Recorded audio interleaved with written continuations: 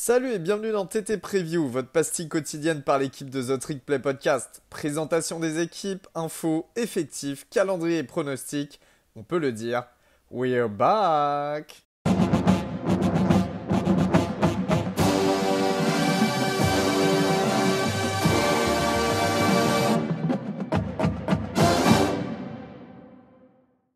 Bonjour à tous et bienvenue dans votre nouvel épisode de Trick Play Preview. Aujourd'hui, on part du côté de la Mountain West pour parler de deux programmes de la division Mountain de la conférence. Avec moi, j'ai mon Gus préféré. Salut Gus. Salut Baptiste, salut tout le monde. Alors, de quel programme on va parler aujourd'hui? Le premier, Boise State, qui sera présenté par toi, Baptiste, et le second, le vainqueur sortant de la Mountain West, Utah State. Eh ben, c'est parti, on commence par les Broncos, ça te va? C'est parti. Eh bah oui, parce que comme tu l'as très bien dit Gus juste avant, bah c'est pas Boise State qui a remporté la division Mountain de la Mountain West l'année précédente. C'est assez rare pour être souligné, puisqu'en 2001, pour la première saison d'Andy Avalos à la tête du programme, les Broncos ont subi 5 défaites en saison régulière, ce qui n'est plus arrivé depuis 98. En 98, Gus n'était pas né, je l'étais depuis quelques temps déjà, et c'était la troisième saison du programme en SBS, donc ça vous dit à quel point c'est pas dans les standards du programme de perdre 5 matchs de saison régulière.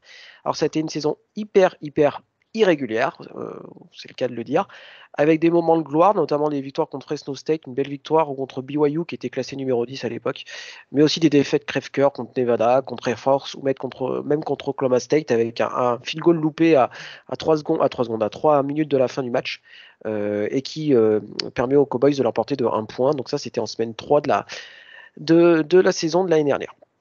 Il y a quand même une qualification pour un bowl, mais qui était le Barstool Sport Arizona Bowl, mais à cause du Covid au sein du programme, le bowl n'a pas été joué, et je crois qu'ils avaient été remplacés par Central Michigan, non, un truc comme ça, j'arrive plus à me souvenir, mais je crois que c'était un truc comme ça. On va se projeter maintenant sur la saison 2022. Alors, un petit du côté des forces de cette équipe des Broncos QV 2022, il y a déjà énormément d'expérience en défense, avec pas moins de 9 starters qui sont de retour. Bon, je vais vous lancer quelques noms comme ça à garder en mémoire. Il y a un très bon duo de defensive tackle avec Scott Matlock et Jackson Travers. Matlock avait signé 6 sacks l'année dernière, donc c'est quand même plutôt pas mal pour un defensive tackle. Il y a Ezekiel Noah, le linebacker, qui a un super senior, c'est sa 6e année carrément, qui est de retour, donc beaucoup d'expérience. Du côté des corners, on citer Caleb Biggers, qui est voilà, le meilleur intercepteur de l'équipe, ou le safety Jill Skyner, qui a taclé pour pas moins de 90 fois l'année dernière, donc voilà, ça reste des chiffres plutôt sympas. Donc voilà, donc pas mal d'expérience en défense, ce qui sera vraiment plutôt bienvenu. Et du côté de l'attaque, il y a quand même une force, un duo qui quand même fonctionne bien. Donc c'est le quarterback Backmeyer. Alors je sais que Boise State France ont fait un petit coucou au passage, un petit peu des difficultés avec lui, mais c'est vrai on va dire qu'il n'est pas vraiment aidé par sa ligne offensive, et que malgré ça, il sort quand même une saison Même tout pas à du fait tout. correcte. Voire pas du tout, on est d'accord. Il a sorti une saison très correcte, avec plus de 20 touchdowns à la passe et 7 interceptions. Donc c'était quand même plutôt bon, sachant qu'il a pris quand même la sauce, on va dire, l'année dernière. Et du côté, il est bien aidé par son running back George Olani, voilà, qui est une vraie force. Alors, pas une moyenne extraordinaire, je crois qu'il en a un peu moins de 5 yards à la course par 5 yards par course. Mais voilà, ça reste un running back très correct. Qui malheureusement, j'en avais parlé pour ceux qui se souviennent l'année dernière, qui a brisé un peu la streak de Boise State sur les running backs à plus de milliards par saison. Alors malheureusement, ça s'est arrêté l'année dernière, mais Olani a été très souvent blessé. Ce qui pose, Baptiste, des problèmes de profondeur, je suppose, aux deux postes, puisque, voilà. C'est tout à fait. C'est carrément ça le souci d'ailleurs de Boise State, c'est la profondeur au poste de running back et de quarterback. Euh, Derrière Backmeyer, il y a quand même un problème de QB2. Et derrière Olani, il y a un problème de running back 2 aussi. Et on sait que Olani a tendance à se blesser, donc c'est vrai que c'est un petit peu. Ça reste en suspens.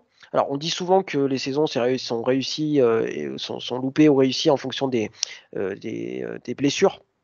Mais là, pour Boise State, c'est vraiment, vraiment le cas, notamment au poste de running back. Si Olani se pète, voilà, derrière, c'est un petit peu plus compliqué.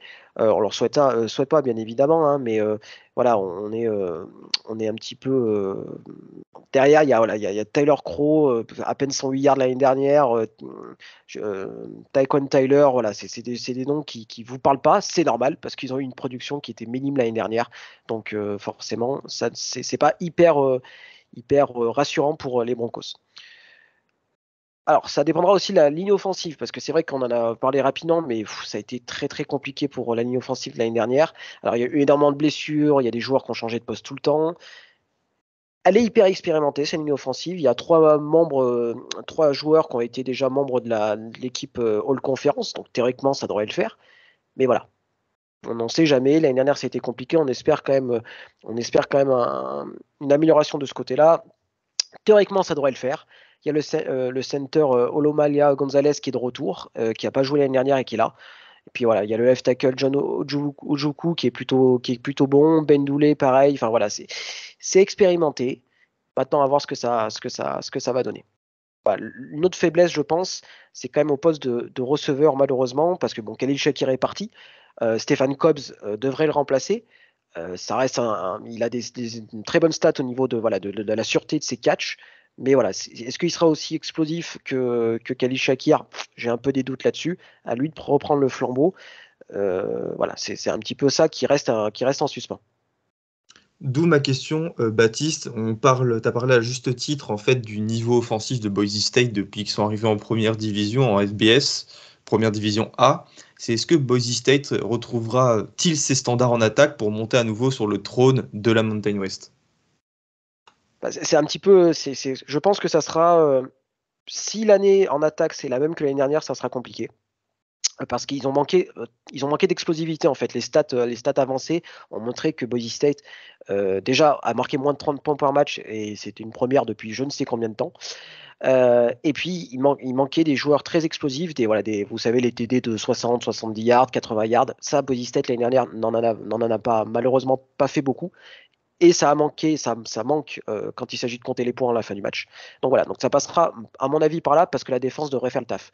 La défense devrait faire le taf dans un calendrier qui est compliqué. Hein, on est d'accord, Gus. Euh, Il y a un premier match à Corvallis pour affronter les Beavers d'Oregon State. Donc Sexy team. celui-là. Celui-là, il est vraiment très cool. Et Oregon State a vraiment progressé. C'est devenu une vraie, vraie, vraie belle équipe de college football. Ça va être compliqué. Alors derrière, c'est un peu plus simple. New Mexico à New Mexico, UT Martin à domicile, UTEP à UTEP. Voilà, j'ai un peu du mal à voir UTEP aussi fort que l'année dernière. Mais derrière, on rentre, après ces 3 semaines un peu plus simples, on rentre dans le vif du sujet avec deux matchs à domicile contre San Diego State et Fresno State.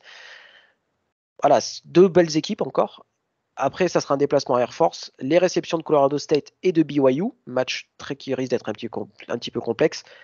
Déplacement à Nevada, déplacement à Wyoming et réception d'Utah State pour la dernière semaine de saison régulière. Donc voilà, c'est pas insurmontable, mais il y a des matchs pièges et a notamment commencé par ce match contre Egon State en semaine 1.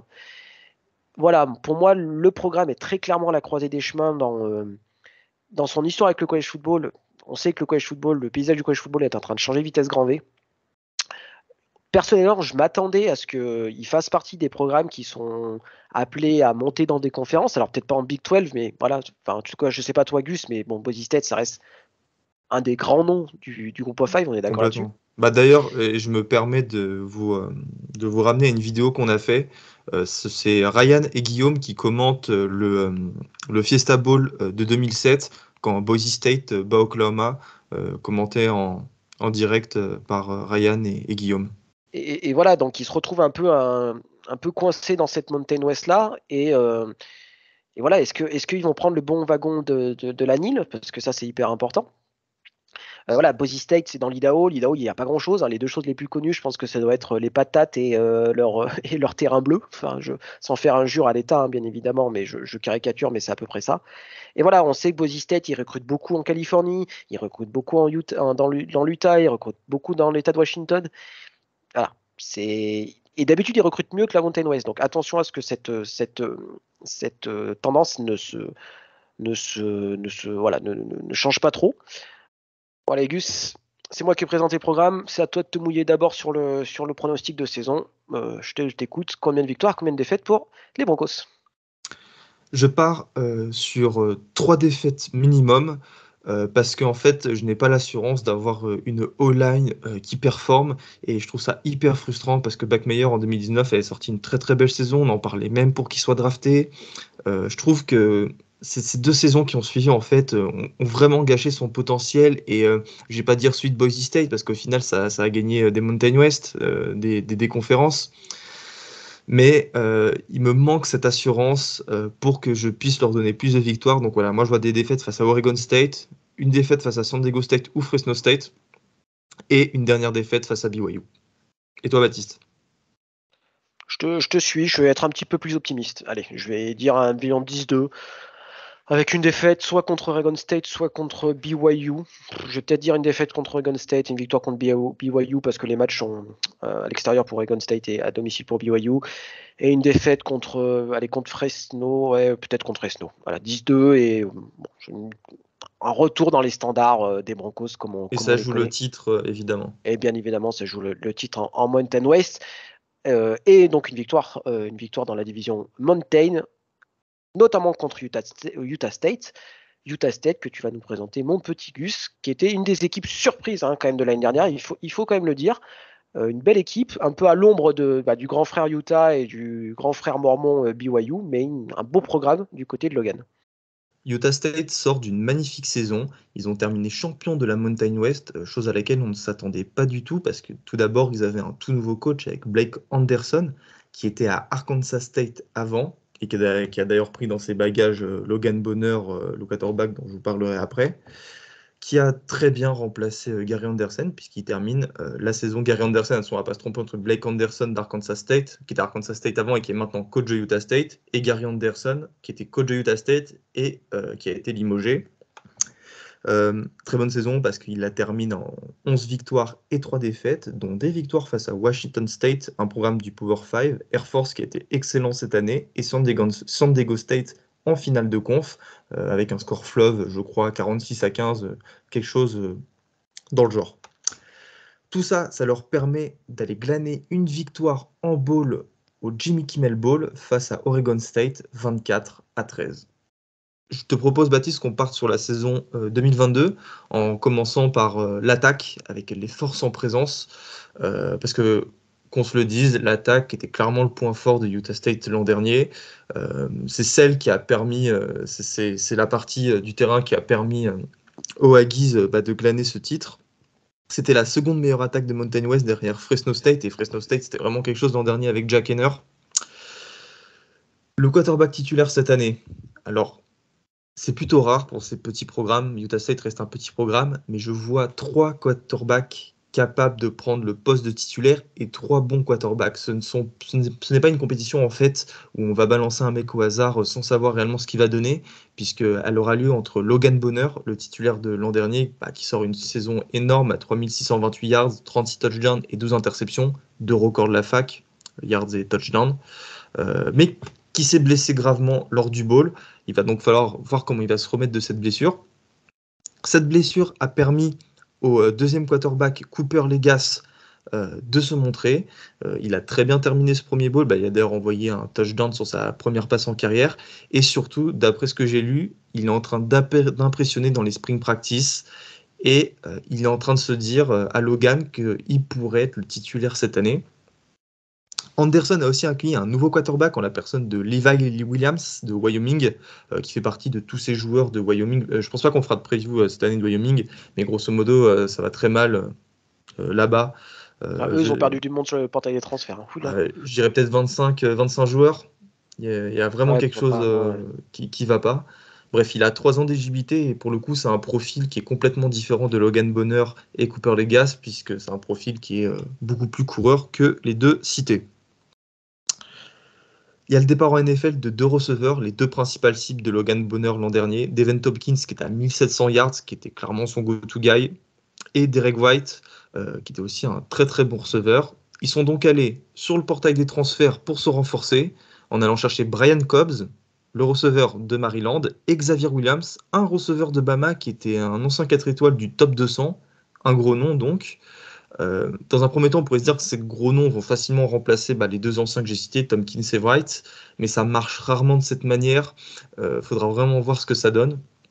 Mais surtout, et là je pense c'est ce qui va faire beaucoup de bien à cette attaque, c'est qu'on voit le retour du running back Calvin Taylor Jr.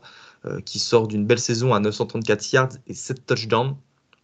Et le retour de la O-line à l'exception du left tackle, qui va permettre un petit peu de stabiliser tout ça. Et c'est vraiment bienvenu pour un programme qui perd des joueurs clés. Les receveurs, les deux receveurs étaient clairement les joueurs clés de ce programme. Et ce qui me permet de terminer sur cette conclusion pour les forces en présence, que l'attaque est affaiblie. Et malgré les bonnes arrivées sur le portail des transferts, je peux pas, jusqu'à preuve du contraire, je peux pas dire qu'elle retrouvera son niveau de 2021, Baptiste. Ouais, mais tu vois, j'aime bien le fait qu'il y ait 3 QB. Alors, ça veut pas dire qu'ils seront tous là au début de la saison, mais 3 QB qui peuvent jouer, c'est jamais perdu parce que quand tu vois le nombre de blessures qu'il peut avoir, etc. Et bon, si tu as un QB1 qui tient la route, mais derrière, c'est un peu branlant, ben, tu peux vite te retrouver dans la panade. Donc, c'est quand même pas plus mal qu'il y ait plusieurs QB, plusieurs QB qui peuvent lancer correctement un ballon. Du coup, est-ce que, à ton avis, toi, tu penses qu'ils vont réussir à faire une deuxième saison 2021 avec voilà, une réussite totale quoi, en 2022? J'ai vraiment du mal à y croire. Tout d'abord parce que le calendrier de l'an dernier était plutôt favorable et ça ne les a pas empêchés de perdre face aux grosses équipes 3 fois à domicile. Et à chaque fois, c'était des victoires. Je crois la moyenne des défaites était de plus de 25 points. C'est une équipe qui est ultra offensive. C'est grâce à ça qu'elle a gagné l'an dernier. Donc la défense est aux fraises. C'était la 4e pire défense en yards encaissés par match l'an dernier. La ligne défensive, c'est vraiment une catastrophe. Il y a vraiment que les DB qui s'en sortent pas trop mal. Et la défense doit vraiment step up si Utah State veut gagner en consistance pour pourquoi pas espérer une nouvelle finale de Mountain West. Les cibles principales, comme je dis, de Logan Bonner sont parties. La défense n'a pas progressé. Donc voilà, pour moi, tout ça, c'est quelque chose qui est très difficile à reproduire une année suivante. Surtout quand on est arrivé un petit peu depuis la pénombre, en fait. Personne ne s'attendait à ce que Utah State ait ce niveau. Il y avait un nouveau coach. Donc moi, c'est quelque chose que j'ai du mal à voir se réitérer. Il y a aussi une statistique qui m'a étonné. L'an dernier, les 4 victoires de Utah State, il y a 4 victoires de Utah State qui ont été de moins de 7 points, et c'était face à des équipes moyennes. Donc des matchs à moins d'un score, on sait très bien comment ça peut se terminer. C'est pour ça que j'ai un petit peu des réserves. Passons au calendrier, Baptiste. Un calendrier, pour le coup, qui est assez étonnant, puisqu'ils affronteront Alabama à Tuscaloosa. Alors vous allez vous demander pourquoi une équipe comme Utah State affronte Alabama à Tuscaloosa. C'est tout simplement parce qu'Alabama veut une victoire de plus. Et c'est quelque chose maintenant qui, parmi les gros programmes, se fait de façon récurrente. Utah State touchera une grosse somme d'argent, près de 2 millions d'euros, ce qui constitue la 3e plus grosse somme de l'histoire pour une équipe visiteuse. Voilà, c'est le prix pour se prendre une fessée. Puis il y aura des déplacements compliqués face à Boise State, Wyoming et BYU. Là, je vois 2 défaites parce que Wyoming, je ne sais vraiment pas ce que ça va donner cette année, mais ça reste un déplacement compliqué. Et pour l'anecdote, Utah State jouera contre Weber State, la fac de Damian Lillard pour les fans de NBA, chez qui Gary Anderson, l'ancien head coach de Utah State, est désormais analyste. Voilà. Donc tu dis quoi, combien de victoires toi, mon petit Gus? Je parie sur 6 victoires tout juste. Je pense que ça va se battre pour aller chercher un bowl, mais je suis quasiment certain que Utah State ne revivra pas la même saison que celle de l'an dernier. Il y a trop de limites. La chance leur a souri l'an dernier, donc voilà. Pour moi, c'est 6 victoires. Victoire contre Yukon, victoire contre Weber State, victoire contre UNLV, ça fait 3. Victoire contre Wyoming 4, New Mexico 5, Hawaii 6, et San Jose State 7. Allez, je veux dire 7 victoires et 5 défaites. Il y a un truc qui peut jouer, c'est qu'ils ont 2 bye week, puisque comme ils commencent en week 0, ça peut jouer aussi. C'est un problème que j'aime bien Utah State, et c'est surtout un problème que j'aime bien grâce à Blake Anderson, le head coach, qui en plus d'être un plutôt bon coach, il a une histoire perso pas super cool. Voilà, on fait un petit peu de gossip, mais bon, ça montre, c'est un mec voilà, qui en a bavé. Sa femme est décédée il y a maintenant 2 ans, 3 ans d'un cancer du sein, et un de ses fils est décédé il n'y a pas très longtemps, à l'âge de 21 ans. Et voilà, c'est un mec qui a vécu des trucs pas simples et qui remet les Aggies sur le droit chemin. Enfin, en tout cas, qui refait des Aggies à un bon programme de college football. Donc voilà, juste pour ça, j'aimerais bien qu'il fasse une bonne saison. Donc voilà, 7 victoires, 5 défaites. Et puis voilà, une branlée à Alabama, mais bon. Ils ont programmé Yukon et Weber State, hein. Ils peuvent programmer à Alabama quand même. Bah, tu sais, après, tu as les programmes de SEC qui programment 3 fois Weber State et Yukon. Hein. On fait un petit bisou à Guigui et à tous à LSU France et à tout le monde, à Ryan, etc. etc. Voilà, on a fait à peu près le tour de ces deux forces en présence du côté de la division Mountain, de la Mountain West. Merci Gus. Merci Baptiste. Et puis Et on se retrouve. reviendra pour Fresno State et San Diego State. Ça marche. Allez, à plus tout le monde. C'est tout le monde.